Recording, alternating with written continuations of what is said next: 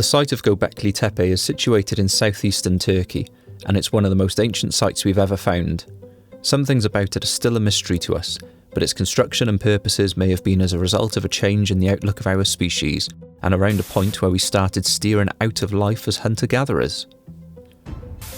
Gobekli Tepe is most likely the oldest temple complex in the world that we've discovered.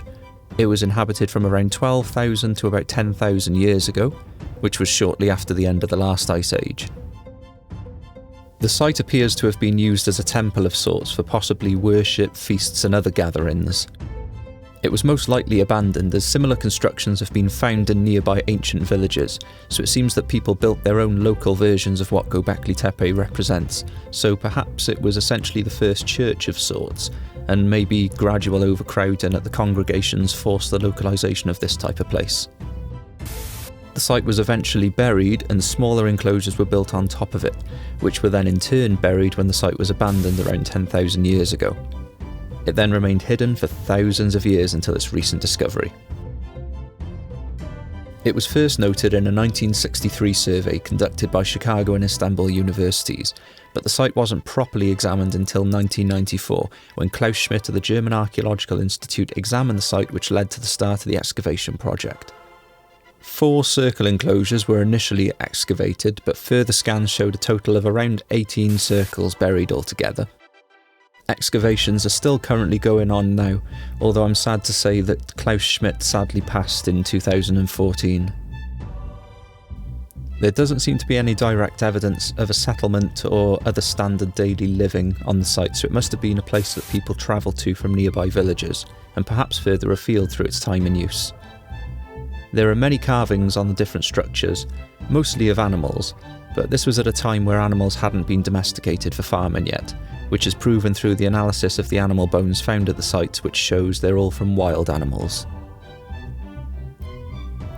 Through active demonstrations of carving animals into rocks with tools that they would have used at the site, the process is quicker than expected, and the archaeologists estimate that a full circle enclosure, complete with carvings, could be completed in as little as 6 to 12 months, perhaps longer with less people or quicker with more people working on it. On top of that, it's theorised that the large 14+ ton monolithic stones can be moved using a lever technique with wood, with around 50 people working together for the largest stones. And I have to say, I can actually kind of imagine that. It's also interesting how around 10,000 years ago it's been found that a wheat strain had a mutation to enable it to hold on to its seeds instead of naturally dispersing them. This was a key trait to enable productive farming to begin, where we could start to control the fertility of our crops and even store seeds for later use.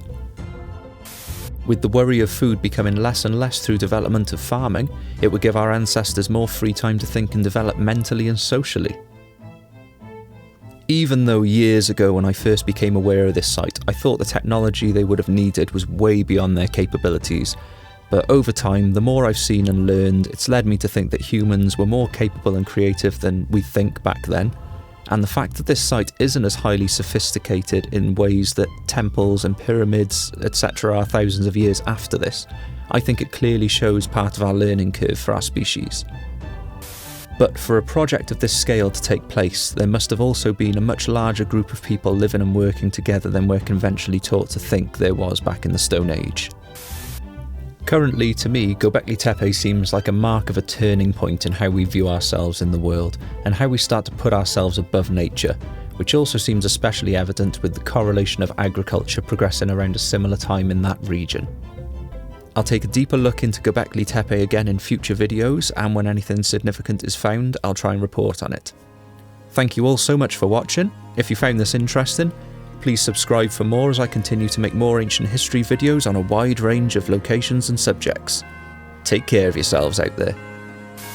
We add a chapter in world history, a chapter which we didn't know it exists before.